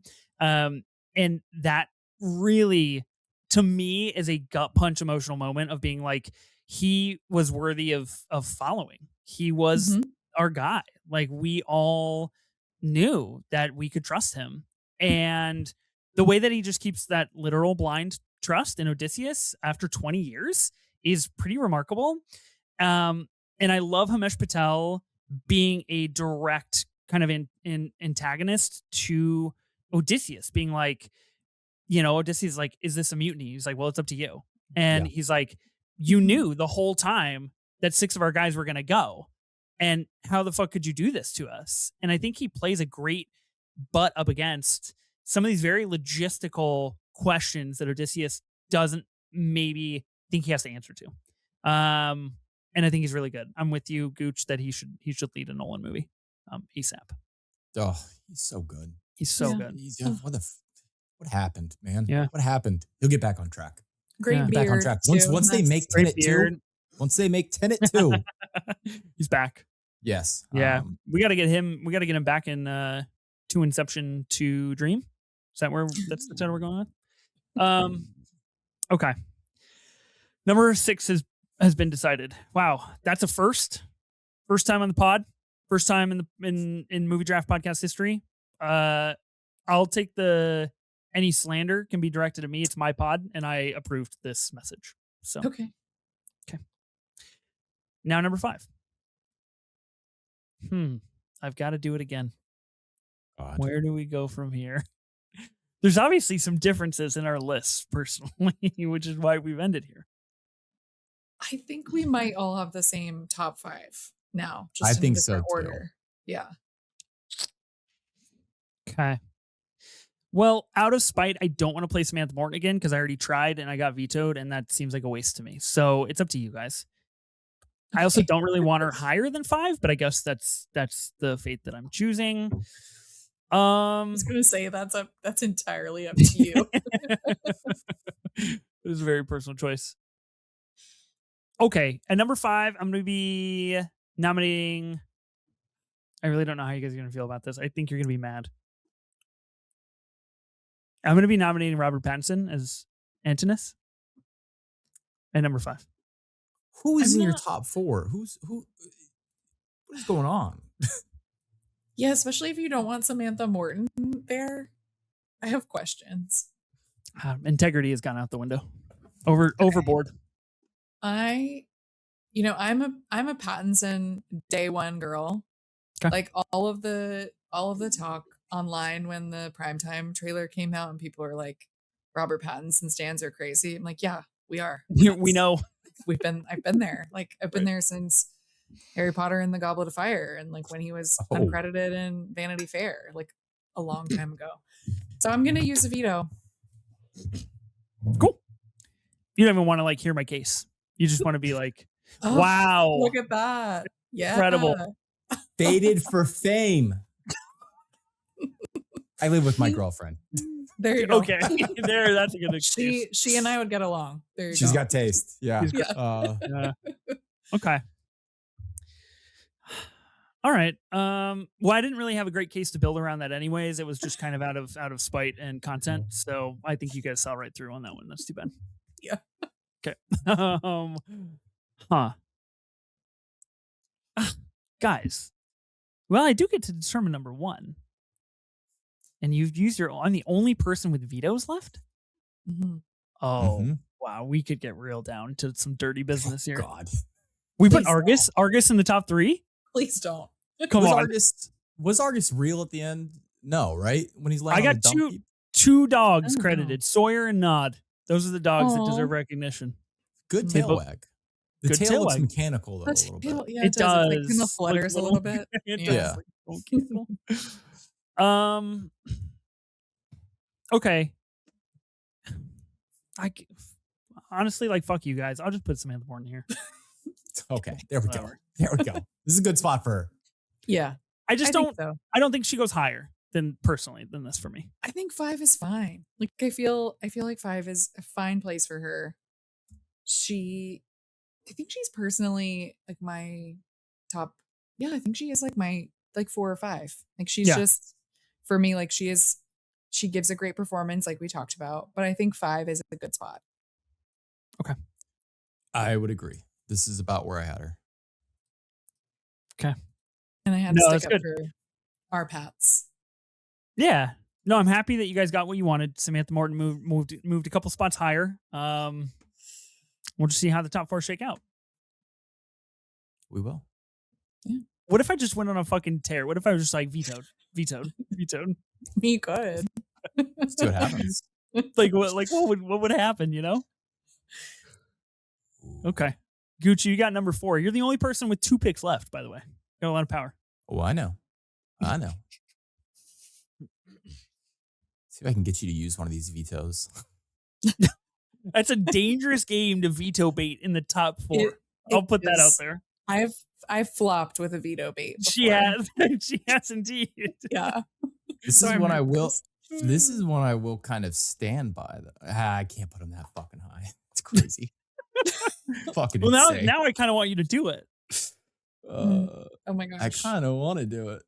If you do it and it's actually delusional and I don't veto it, that's on me, I'll take that to the grave. I'll be honest. I don't think it's that crazy. I don't I think it's just that think we have crazy. 4 performances left. Are you looking at the goats, Cyclops goats? Is that where we're headed with this one? They were cute. They were very cute. You should have been left alone. He was a good shepherd. Yeah. What? I'll throw this out there. Benny Safdie. Wow. Oh no. Not on my list. No All way. right. Okay, well, it's officially nominated, so we're gonna have to have some serious conversations. Listen, this is a physical performance. I'd have him probably lower. I wanted him on the list though. It's incredible. I wanted him on the list. The way he moves into a room, have you seen a single Odyssey edit without Agamemnon walking through that door, looking at True. Odysseus? True. He is doing something. Oh my God. He's doing something all right. But I still hold him accountable for the smashing machine. And 2, Not bad. Not bad. I stand by that. But I do think there are 4 people who, if we do not have them on this list, we will look very silly. And he's not one of them. Okay. He's for me, Well, he was in the if we had like a 15 or 16 person board, he would be there. Yeah. Meanwhile, you nominated Bill Irwin as the Cyclops? Yeah, because I think that's a physical performance that is better than Benny Safdie as Agamemnon for me. And a cooler board pick. Okay. Well, sit back. Assess. Come on. So cool. And he just floats back. Okay. Until somebody finds a bigger helmet. Okay. Well, Who's vetoing? do we want to talk about this? Vetoing? Well, nobody I can can't veto except me. Yeah. I do think it's a good masked performance. I do think it is a good, Yeah. It's not Ed Norton in Kingdom of Heaven, but it is in the same vein. It is from that lineage. It is a good performance from Benny Safdie, who I think is weirdly just a good actor and can kind of seemingly do it all. Sure. So yeah. Do we want to talk through this real fast? Do we want to kind of collaboratively hash this out? Yeah. Because we're I at a think- real important junction here. I do just feel it's more so, it's not so much that I don't want Benny Safdie on the board. It's that the 4 other people that I really want on the board. And I feel like if we don't put them on the board, we will get the what are you guys doing with this? Yeah, and not well. in a positive way. And I don't care. I don't That's not new. I That's don't not new care about that. information. I was seem on the fair. Anne Hathaway draft. But I feel like the 4 that I have are Slander just on the podcast that you're on is No, crazy work. okay, by the way. do you remember when Ben picked Les Mis at 2? Because I do. No, I think I kind of blacklisted that from my mind personally. Okay. Okay. Yeah, no, it's more so that it's just I feel like there are 4 we should put on. Yeah. He's not in the Can we- movie enough. Well, Yeah. can we say the 4? So Sure. if we know we're all aligned or not. Mm-hmm. Okay. I would say Matt Damon.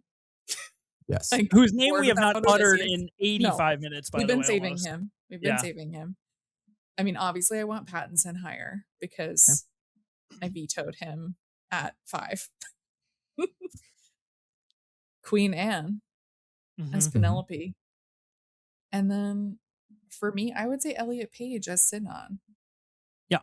So those are the 4 that I also have left on my must-haves.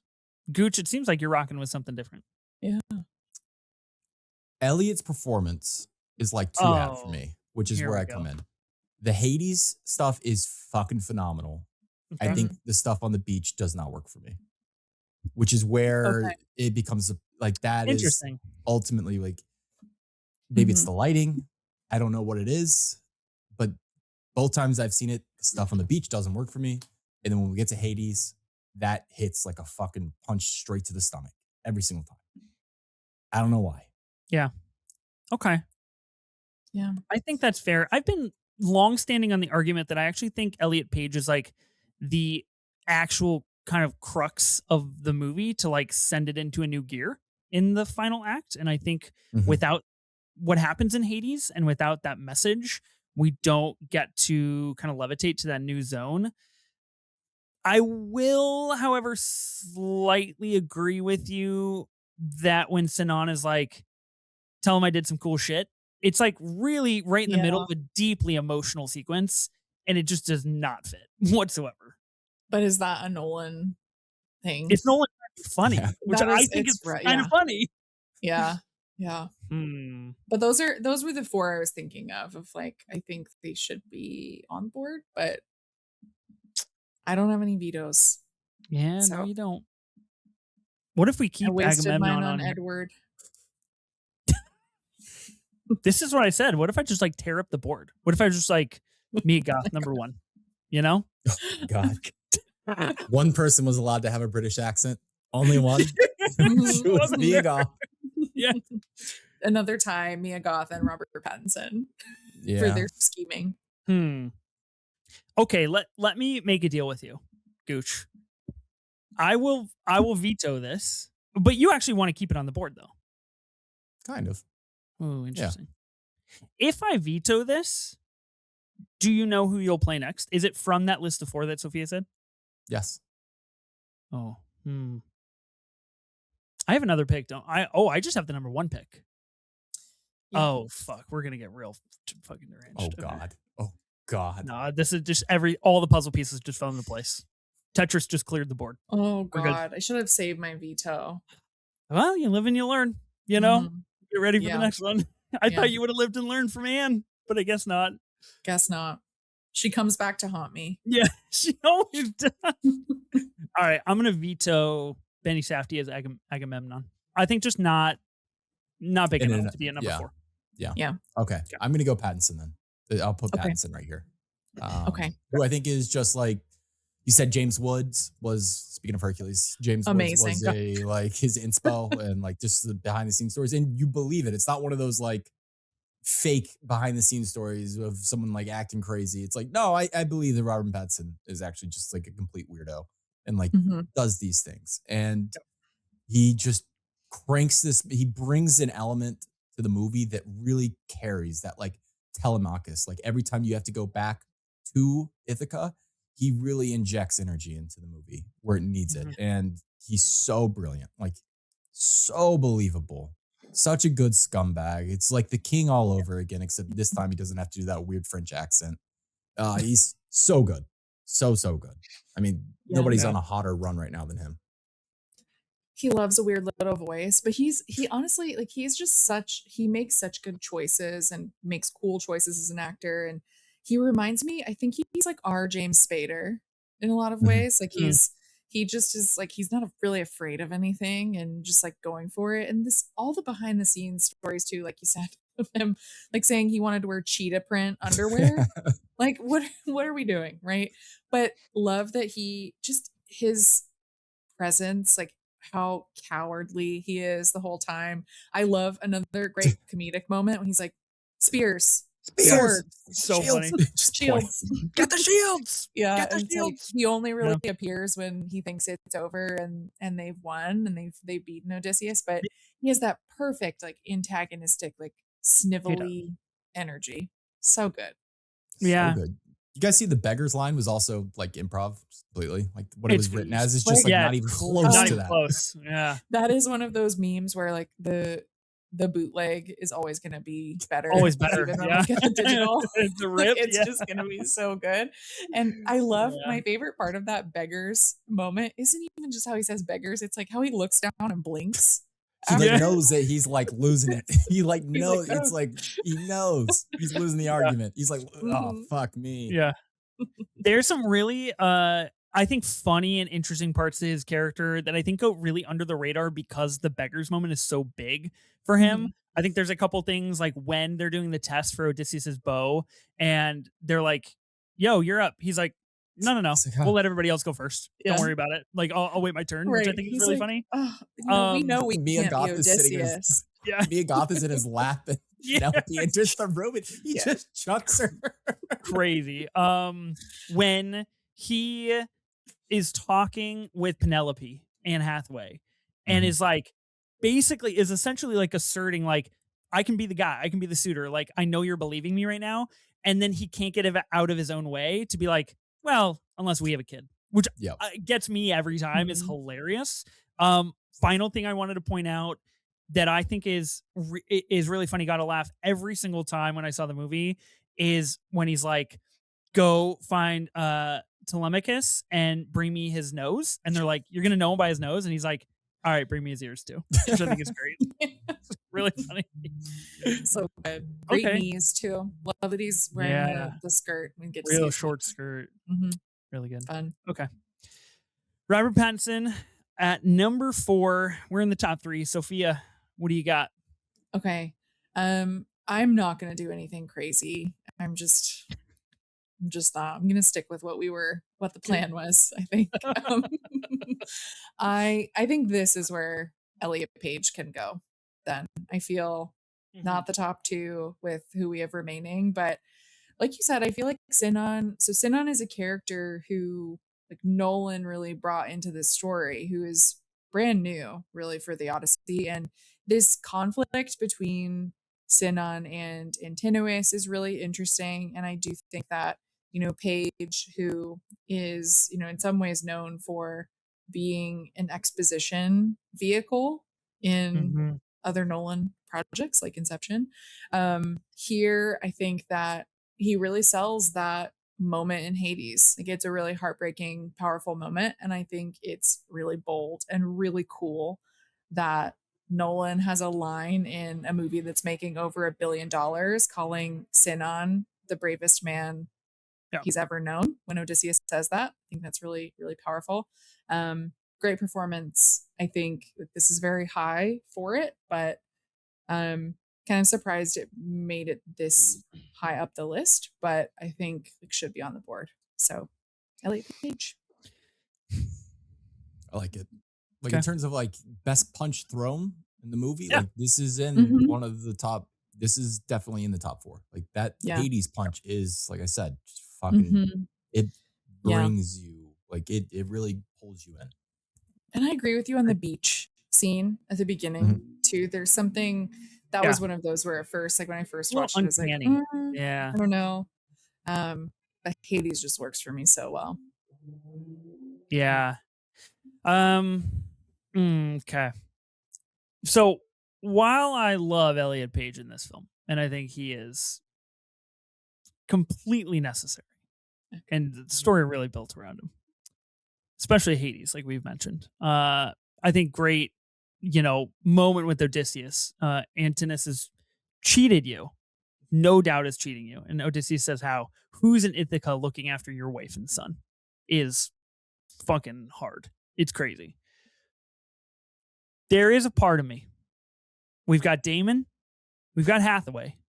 There is a name out there that is yet to be said that I would have liked in the 13 spot, but if I'll have to play it at 1, I guess it has to be done. Who? I don't like where this is going. I'm really testing my own ability to stick to a bit on my own show. Like I'm really testing the goodwill Bradley of Cooper everybody. is in this movie. Of Who is it? everybody I interact with. Is it Andrew Howard? That he's not in this movie. All right, fine. I'm not going to do it. We'll just have a completely normal, insane. We'll all agree collaboratively. But I want to okay? know who it is. I want to. Yeah, I want to know. No, I'm no, interested. Let me get it out of my system. Okay, I'll just tell you. I'll give you the hypothetical. We will move forward with Elliot Page here. I think this is the right move. I won't veto. We have Hathaway. We've got Damon left. All of those things. Part of me wants to keep Elliot Page.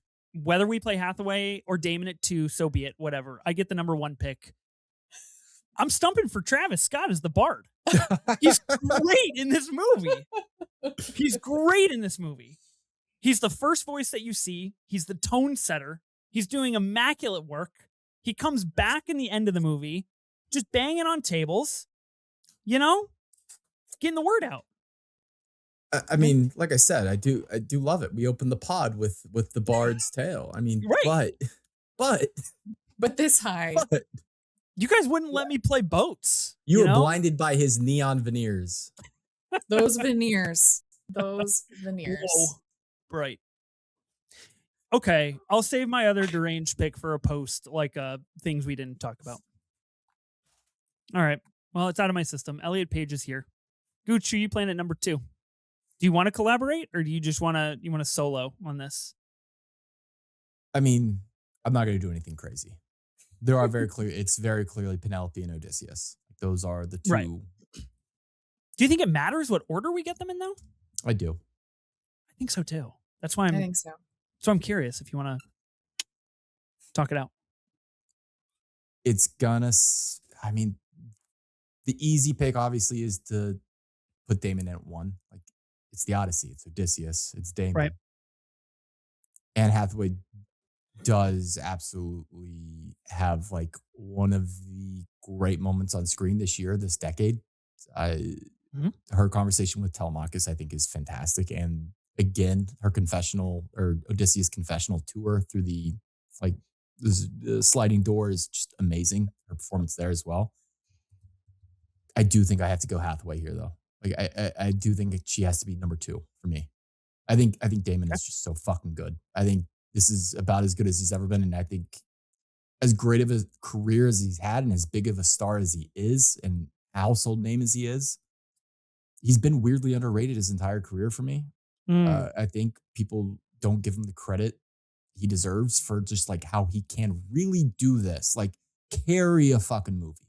Saw with The Martian, like he can really just take the audience and take them on an adventure and be kind of like the guy you see for 80% of the movie and make it work and deliver 90% of the dialogue.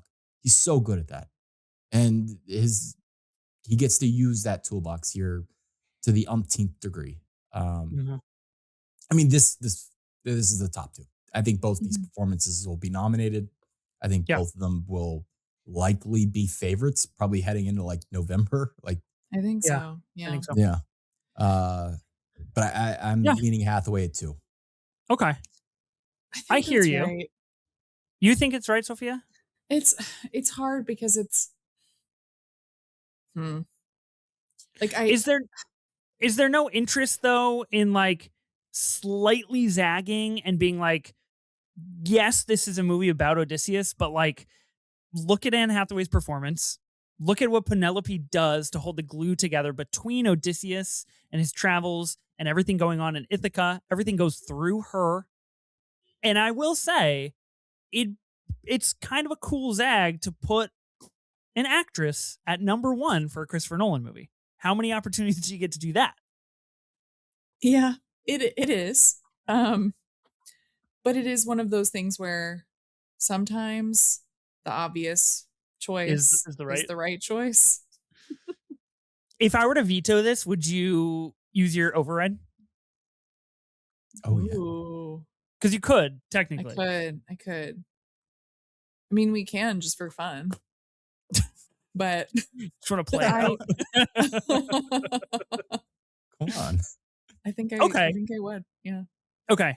I will, with respect, veto this because I would like to put Anne Hathaway at number 1. Okay. I'm going to use the veto override. Damn. I thought you would zag on me and totally just switch sides. I mean, what a Anne Hathaway is my favorite performance in the movie, but I think that the reason, I mean, this is like when I picked There Will Be Blood instead of Phantom Thread in the PTA draft. And I was like, sometimes it's just like what's right is right. And I think what I love about Hathaway's performance is that it feels like it's straight out of the 1940s. Like this feels like something Deborah Carr would have done. And like it just has this different kind of energy and flavor from really anything we've seen in a Nolan movie. I like just how dramatic it is and how intensely she feels as Penelope.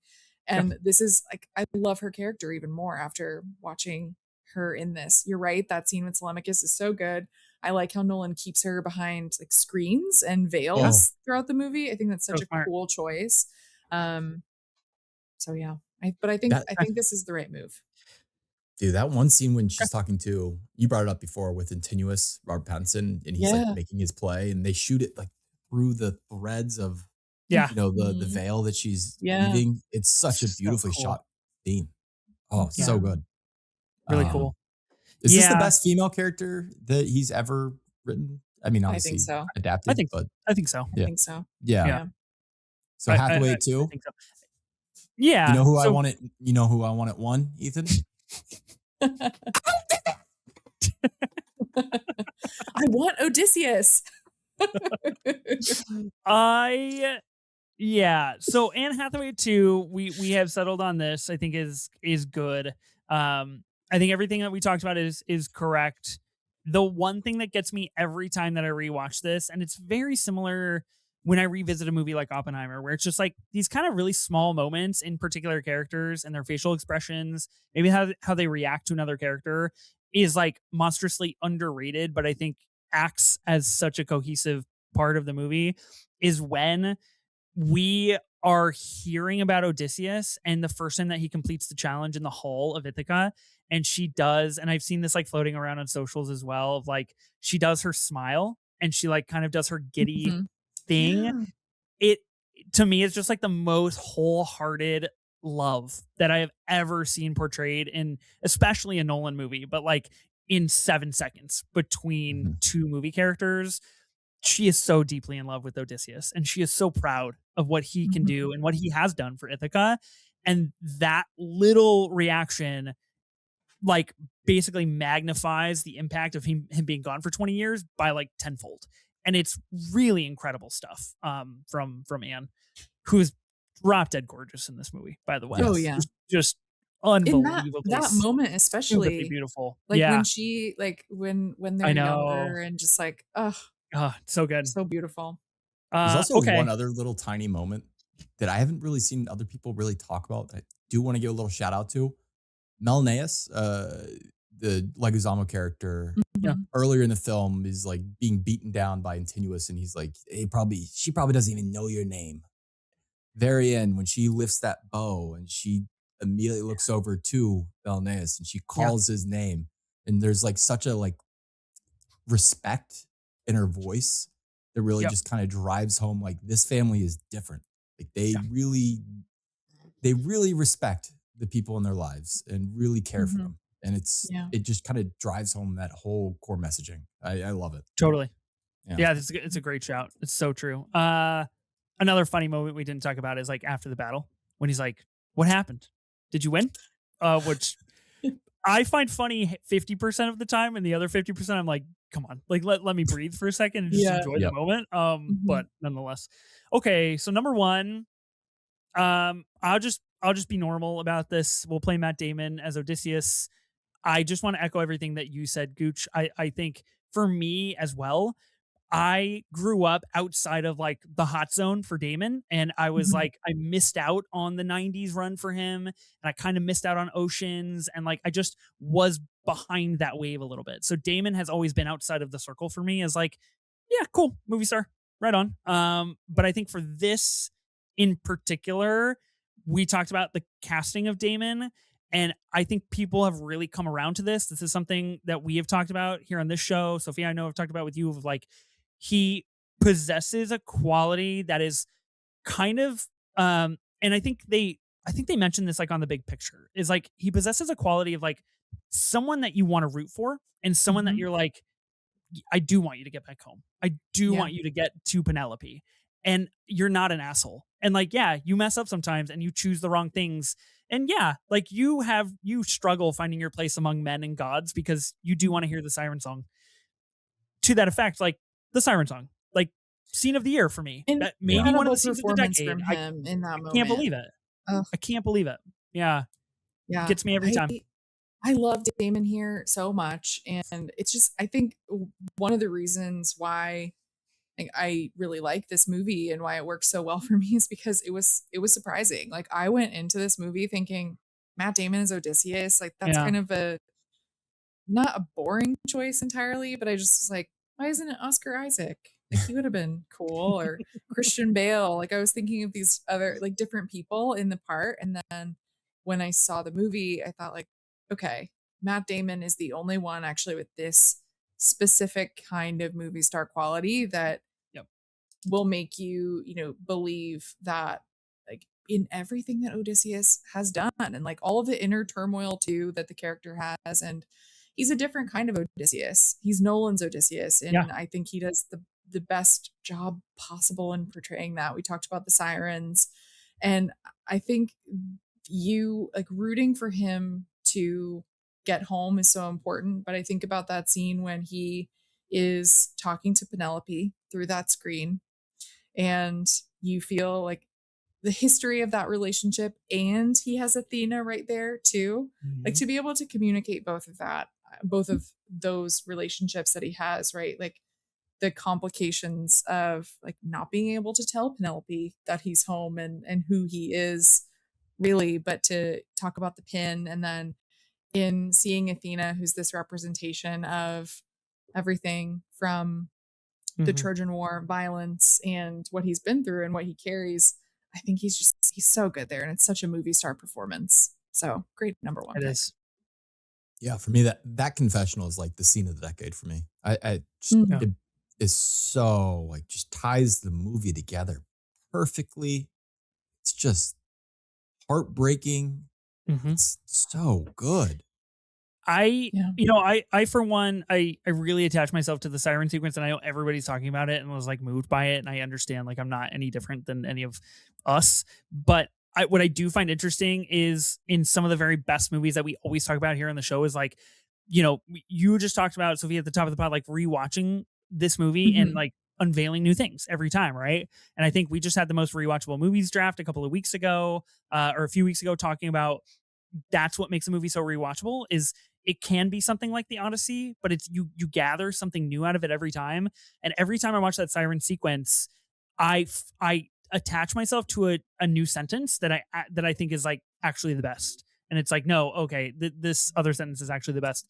And the last time that I saw it, it's him doing an entire monologue, which he gets to do a couple times in this movie, and I think Mhm. actually lends to like his strength as an actor. I think he's very good at that. He ends it and he says, "And it told me I don't really want to go home."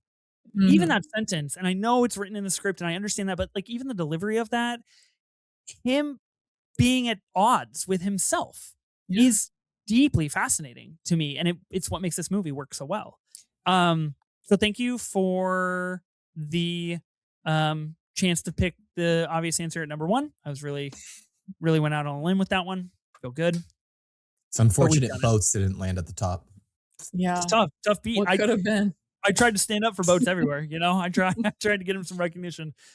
Well, we have completed the Odyssey Performances Collaborative Draft here on the Movie Draft Podcast. You guys feel pretty good?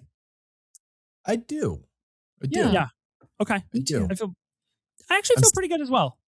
I'm Look. sad Andrew Howard didn't make the list. Yeah. Who you might recognize from the movie Limitless Uh, as the Russian guy who gets his iconic. hand on the Adderall.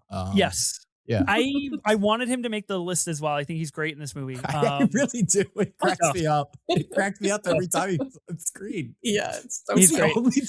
great. only like everyone else is talking about like, oh, Damon takes me out of the movie, Hathaway, like they're too big of stars.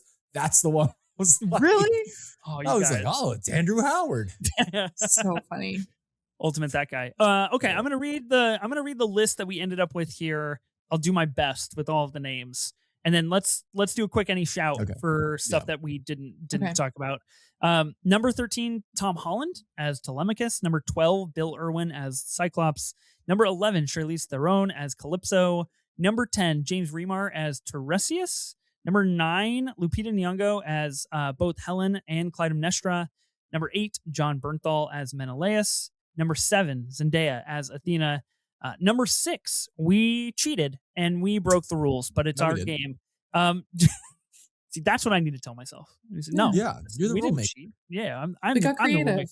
I Yeah. am exactly creativity. Mhm. John Leguizamo as Emmaus and Himesh Patel as Eurylochus. Number 5, Samantha Morton as Cersei. Number 4, Robert Pattinson as Antinous. Number 3, Elliot Page as Sinan. Number 2, Anne Hathaway as Penelope. Number 1, Matt Damon as the titular Odysseus of the Odyssey. I feel really good about that, actually. I think things shook out pretty well. Yeah, I really like it. Yeah. Okay. Anything that you want to shout that would be like number 15 or 16? Ooh. Yeah. There are so many good ones. I mean, I really like Corey Hawkins as Oh, Polybus. He's so mean, he is and I think like so mean he's in this just movie. such a like nasty character, and I really like him as an actor. And I think he was great also in The Tragedy of Macbeth, the Joel Cohen Yeah. film. And I feel like Yeah. I like when he does things set in other time periods. We talked about Travis Scott. Like, yes, the veneers do not belong in this world, but what a way to start the movie. It is a and he great tone bookends it setter. really. Yeah. Mhm. I think it's great. I really like him in this movie. What did you have, Gooch? You have anything you want to throw out there? I'm trying to think off the top of my head. Off the top of my head, I got nothing. Okay. Mia yeah. Goth as Melantho. I wasn't gonna play on this list, but I think it's pretty funny where she's just like, I'm sleeping with Robert Pattinson, and also I'm low-key a rat, which I think is really great. I do have a theory I want to toss out on her British accent. Her being the only person with the British accent. Is that a choice? Because she is listen. Stay with me here. Okay. In a typical movie like this big period piece, big sword and sandal, everyone's going to have a British accent. And it kind of signifies this kind of, airiness. Highbrow thing. This highbrow thing. Mm-hmm. But he kind of flips it here. The only person with a British accent in the movie is a slave. I don't know what he's trying to say. I don't know what he's doing. But it is interesting. I don't know why. I don't know. Or maybe she can do it. No, she's done English. She's done American accents. Yeah. She has. Yeah. Mm-hmm. Yeah. Yeah. I don't know. Earl and Infinity Pool, I'm pretty sure she's got an American accent. So it is a decision to keep the British accent. Because she can do a very good English accent, actually, now that I think about it. Yeah. I wonder. I think there's something to dive into there for sure. I think, unless I'm wrong, and correct me if I am, but I think she is like the only character that intentionally betrays someone of either Penelope or Odysseus, of that family. She is the Judas of the situation. Well, and her twin brother too, played by Logan Marshall Green. Whoa, twin bro? They're related? The character, I did not the know that actor. No, They're I know. siblings. The characters are siblings, though? They're siblings. The characters are siblings. Yeah. So they are both traitors. And I love the moment when you make it's like too loud. Cowherd. Yeah. Great. That's really funny. We talked about Benny Safdie as Agamemnon. You just mentioned Logan Marshall Green. Great to see him working again. I mentioned Argus the dog. Thought about throwing it real low on the list. I did too. I did too. Okay. We all thought about it. Didn't do Argus it. is important. Mentor got mentioned. Was never going to make the list, but, is in the movie.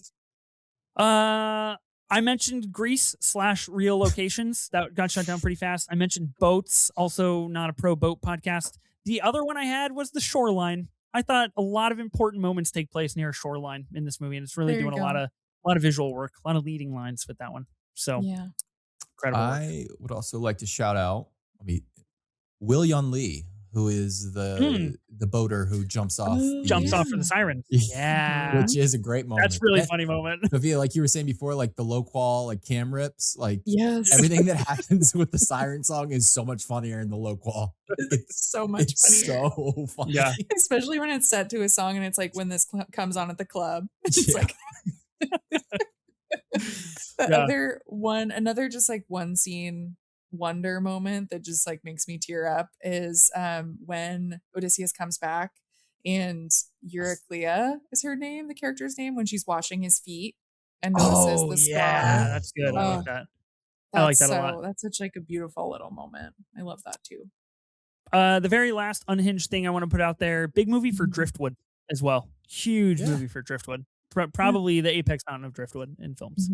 Yeah, and like netting. Or Castaway, maybe? Calypso. Yeah. Oh, yeah. Netted outfits. Yeah. It's pretty big as well. I mean, the entire time, every single sequence we get with Calypso, Odysseus is like collecting driftwood, is pretty much what we're doing almost the whole time, which I think is great. Okay, so they didn't make the list, but that's okay. We ended up with a pretty good list. I feel good about it. Massive thank you to both of you, Sophia, Gooch, for coming on the pod and joining our own Odyssey here on the Movie Draft Podcast, one in which we don't follow Agamemnon and we go the other way and we get lost. Sophia, if people want to find more of you, where can they find you at? Yeah, well, thank you so much for having me. This was really fun and a very collaborative draft. That was pretty collaborative. Yeah, I think so. You can find me on Twitter at Sophia_Sim, Letterboxd at Sophia Sim. You can find my writing, reviews, interviews, and more at Awards Watch. Cool. Gooch, what about you? If people want to find more of you, where can they find you at? Search Bob Goochman on any social media. You'll find me. There's only one of me. And then if you want to hear like any interviews, podcast episodes, go to Project Big Screen. Same situation. Search it. You'll find us. Yeah. Go check it out. Interviewing Damon for The Rip, arguably his better movie. Just kidding. I do love The Rip though. Next week on the pod, we are drafting the movies of 1998. You can join myself, Dez, and the two hosts of Dial M for Movies, Khadija and Olivia, as we go back in time to draft some movies of the 90s. That episode is coming out next week. We actually recorded it last night, and it's very fun and a little bit weird as things get with year drafts. And, things were challenged, and it was a good time. It was a good time. I'll just say as a preface for next week's episode, if you enjoy hearing me be berated and lose my sanity, it's a great episode for that. It's a real gang up situation. We love that here. We love it. I know. That's why I'm trying to lure the people in with the lotus flower, right? They love it. A big thank you to Ben and Sophie for creating this podcast with me and co-hosting on many occasions. Be sure to listen and subscribe to the Movie Draft Podcast on Spotify, Apple Podcasts, or wherever you get your podcasts. We're also now on YouTube, so you can subscribe to us over there and watch the podcast. New episodes will be released weekly on Tuesdays. We'll see you then.